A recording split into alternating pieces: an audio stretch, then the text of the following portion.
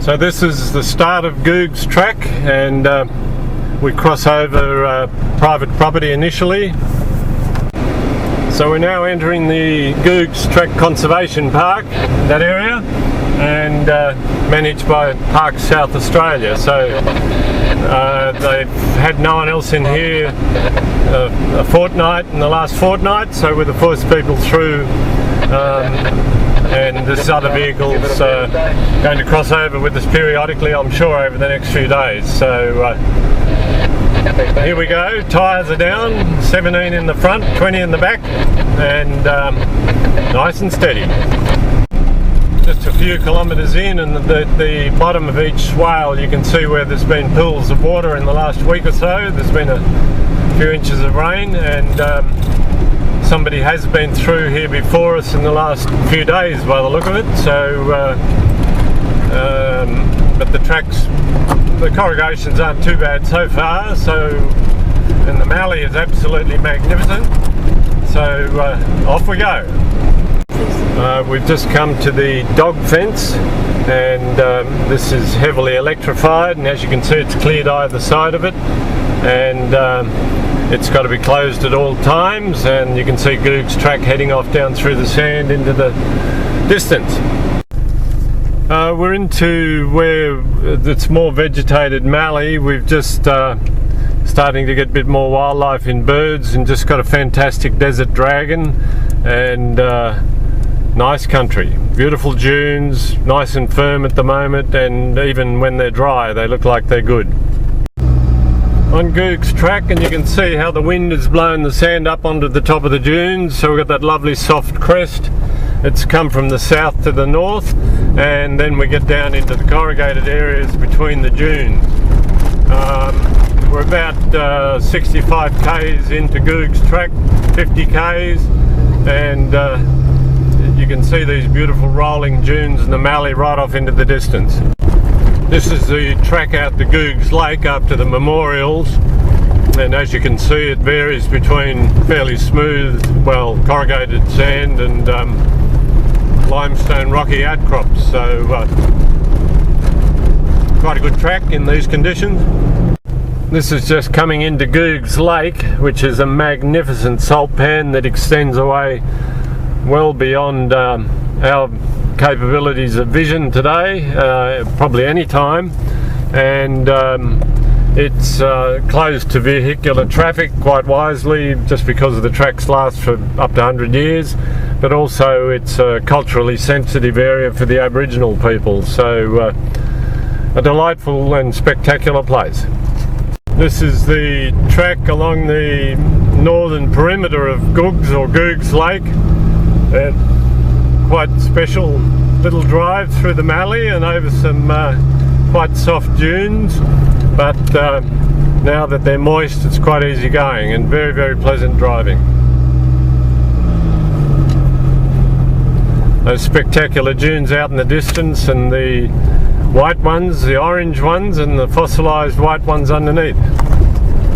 We've just come to the T-junction, and you can see Googs Track is off to the west there, and we're going to continue out to the Nola and Lois rock holes. We're on our way out to Lois Rock and Natara Rock, and fairly hefty corrugations, but this beautiful spinifex in blossom at the moment, and going in through the mallee, and nice windy little sandy track. We're about 12 kilometres short of the rocks, so 35 kilometres out onto this track, and as you can see there's been fire through here, so another one of these moonscapes on top of this beautiful white limestoney sand. And so we've had white dunes and red-orange dunes, and then back to white dunes, so it's all kinds of colours, and according to which way you see it in the sunlight it will change colour as well. Moonscape. So we're 43 kilometres into the 47 k's, and here we hit our first real serious dune. Nice soft sand here on the crest, recently put there by the wind, Woohoo! And over we go. Take it nice and steady. There's another vehicle come out here recently, so hopefully they're not heading back the other way. But as you can see, we're now into a series of these. I presume this is Nola rock, which is a stunning outcrop of granite that seems to go for about 1 kilometre or so. And as we make our way here into the rock hole, it's interesting little track. This is the track into Lowest Rock Hole, and very attractive little drive, bit overgrown, few witches claws down the side of the car, and we'll see what Lowest has got to offer. We're almost at Lowest Rock, and you can see the track's a bit washed out here, so it's a case of take it easy, and the dunes tend to be a little soft on the tops, so again be aware of that. Keep your tyre pressures down low, but steady, and it's all good. We're now into some of that what looks like quartz material associated with this granitic intrusion that Nola rock is, so it'll be interesting to see if Lowest Rock is another granitic intrusion. So this is Lowest Rock, another magnificent granitic intrusion, and superb the way the little rivulets of water run down from the top. So we're still in Yellowbinna Regional Reserve, and we're now going to head further in towards Mount Fink, and it's about on Googs Track, about 70 kilometres south of Mount Fink. And we're getting into some of these beautiful soft top dunes, so low tyre pressure, and here we go up another one of these dunes. Interestingly enough, you can tell people have been driving up these with their tyres too tight because of scalloping, and then we drop over this new crest on the top that's wind blown over the last 6 months or so since the last traffic was through, and then we drop down into the swales, which are quite heavily corrugated, but by running the tyres at low pressure, that takes a lot of the oomph out of the corrugations as well. So another reason to have your tyres. At the moment I'm running 3¼ tonnes in this vehicle, and we've got 17 psi in the back and 15 in the front, so it gives you an idea of what tyre pressure to run, and that's on Cooper ST Maxes. Handling it like a doddle. We're just entering the Yellowbinna Wilderness Reserve, and the dunes here are, as you can see, spanning out into the distance, and we're going directly across them, so they run in an east-west direction, unlike the Simpson, which is almost north-south, and so it reflects that big swirl of winds that occurred during the last ice age that formed all the dunes in the deserts around Australia today. So 20,000 years ago stuff, and some of the tops of these dunes are still mobile, and as you can see, people have been coming up them with too tight of tyres, which causes scalloping, which makes it uncomfortable for those of us that follow. Beautiful swales in between, magnificent mallee, mulga, and even cypress pine mixed amongst the acacias. And there you have that vista of dunes spreading out into the distance. As we drop off another soft top blown up recently. Camera's going to fall in. As we approach Mount Fink, you can see we're getting into quite different geology here with what looks like ironstone outcrops. It's almost basaltic or metamorphosed material, I'm not sure, but certainly a totally different track. And then you see the dunes, sand dunes coming back into view once we cross this ridge. And this ridge extends between Little Mount Fink to the east and Big Mount Fink to the left, or the west. We're just turning off to Mount Fink and head in this 7 kilometres, and I'm expecting it to be a fairly easy run because of the This is Mount Fink, and you can see we're still on this ironstony rocky material, and look at that magnificent spinifex slope on the edge there of the red rock, and then you've got the white rock up higher, which I suspect, but I'm not sure, that it could be limestone, but it, yeah, we'll go for a climb and work it out.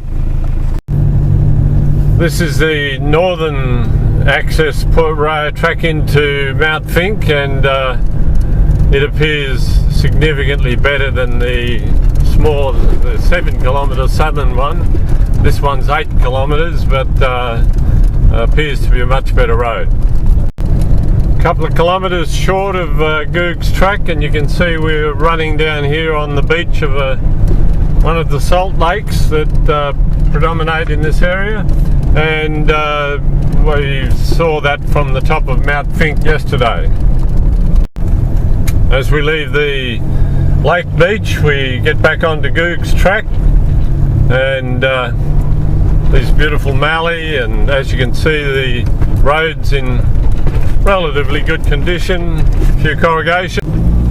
About 5 kilometres north of Mount Fink, and as you can see, quite badly corrugated here, where the lads have had their tyres too tight, and it's done two things. One's created the scalloping in the dunes, and also it contributes to the corrugations between the dunes. But with the tyre pressures low and an automatic gearbox, we just cruise up easily and slowly right over the whole lot.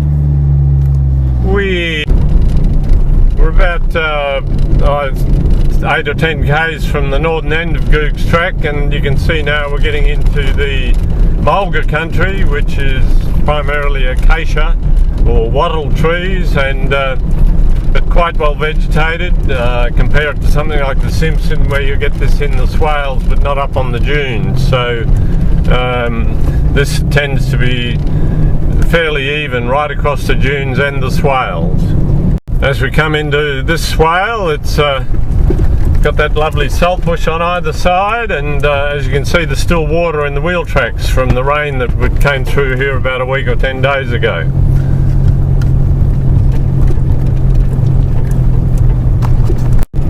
We're off Googs Track now, on the track running up to the Transcontinental Railway, and turn right to Malboomer Station.